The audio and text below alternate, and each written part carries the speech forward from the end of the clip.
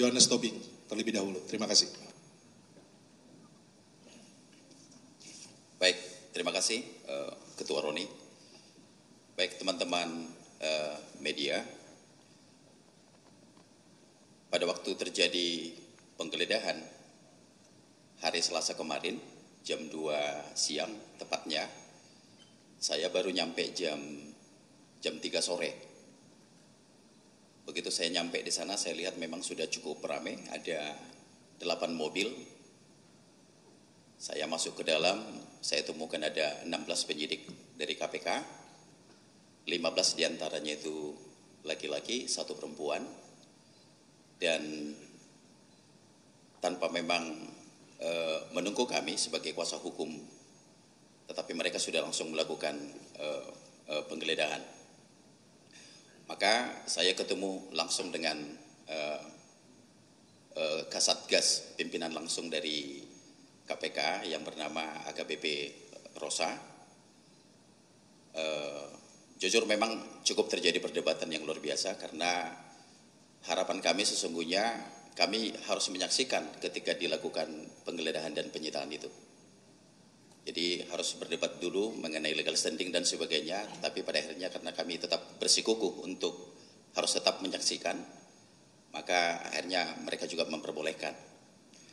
Nah, dari pemeriksaan yang ada hampir lebih dari 4 jam itu, ternyata mereka tidak menemukan apa-apa. Mereka membongkar seluruh ruangan, kamar, tempat tidur, bahkan daerah-daerah private, ya, bahkan kamar yang harusnya terkunci, yang private pun mereka harus buka paksa, sekalipun mereka akan kembalikan, kan gitu ya. Nah, kamar anak juga begitu. Nah, ya mereka juga terakhir juga nggak menemukan apa-apa. Nah, mungkin saya nggak tahu apakah mungkin dalam kondisi memang, apakah memang sudah cukup kondisi stres atau mungkin sudah depresi juga para penyidik ini. Maka ditemukanlah itu ada salah satu flash disk. Ditemukan flash disk dan 1 buku dari catatan Mas Kusnadi. Buku flash disk ini ditemukan di kamar anaknya Pak Hasto di lantai 2. Kalau yang buku catatan ini, buku catatan hari-hariannya Mas Kusnadi itu ditemukan di kamarnya di lantai bawah. Nah, flash disk ini ternyata setelah kita konfirmasi ke anaknya Pak Hasto, ternyata itu juga bukan miliknya juga. Artinya tidak mengetahui. Kita tanya ke Pak Hasto juga, Pak Hasto juga nggak mengetahui. Nah, ukuran buku ini, buku catatan ini, catatan Kusnadi ini cukup kecil, ya, yang ukuran setangan, gitu ya.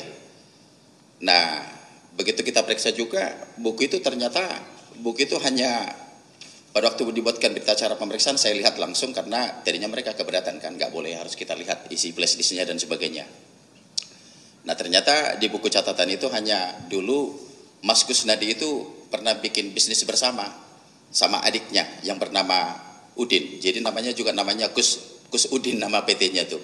Jadi perusahaan kecil, mereka modal 10 juta masing-masing, jadi total 20 juta untuk bercocok tanam untuk yang namanya itu bawang merah di kampungnya. Nah, jadi saya juga nggak ngerti juga setelah saya ikutin perkembangan yang lebih dalam, ya. Mereka datang 16 orang, sebegitunya mereka untuk bekerja dengan masifnya, belum dengan penjagaan yang ketat, pakai seragam dari anggota kepolisian pakai laras panjang. Ya, ini saya kira memang sangat over lah, berlebihan. Nah, yang bikin saya jadi keki untuk teman-teman media, yang bikin lucu nih, ya. Jadi dari penyidik KPK ini rupanya sudah menyiapkan berapa banyak cover gitu. Saya lihat sendiri dengan mata kepala waktu dimasukkan ke mobil Innova itu ada 4 cover tuh. 1 koper biru yang besar itu ternyata katanya untuk menyimpan yang 2 alat bukti yang mereka sita itu. Nah, jadi saya juga cukup bingung kenapa kok harus menggunakan cara terkesan seolah-olah dibawa sebegitu banyak berkas dari rumahnya Pak Hasto. Nah, total cover itu yang saya lihat ada 4 ya. Nah, jadi Ini saya kira yang perlu harus mau kita sampaikan, maksudnya supaya lurus bahwa memang tidak ada yang disita, digeledah dari rumahnya Pak Hasto, ternyata cuman hanya flash dan buku catatan. Nah, demikian juga setelah selesai melakukan penggeledahan di kediaman Pak Hasto yang di Bekasi, mereka lanjut ke Kebagusan. Di Kebagusan itu mereka juga melakukan penggeledahan dan penyitaan, dan ternyata mereka juga tidak menemukan apa-apa. Jadi boleh dibilang hasilnya nol. Nah, mereka juga tidak mengundang media. Biasanya kan kalau KPK mau ngapa-ngapain ini kan mereka sudah, medianya udah siap tuh, udah bocor kemana-mana tuh. Jadi di sana juga mereka tidak menemukan apa-apa. Maka saya patut diduga ini bahwa memang apakah memang ini hanya untuk menjalankan perintah saja, seolah-olah memang sudah dikerjakan penggeledahan ini, yang seharusnya dengan profesional ini harusnya berimbang kan gitu ya. Saya kira cukup tidak beralasan orang sebanyak itu bekerja tetapi tidak menemukan hasil apa-apa. Dan jujur memang saya cukup bicara banyak dengan mereka, tidak ada suatu hal yang serius saya lihatin. Mereka juga bekerja santai, ya kalau memang waktunya lagi sholat-sholat, yang ngobrolnya juga biasa. Jadi artinya tidak ada yang harusnya tendensius atau apa yang betul-betul signifikan harus dikerjakan. Nah, jadi itu untuk teman-teman media yang perlu saya luruskan terkait soal penggeledahan di dua tempat itu.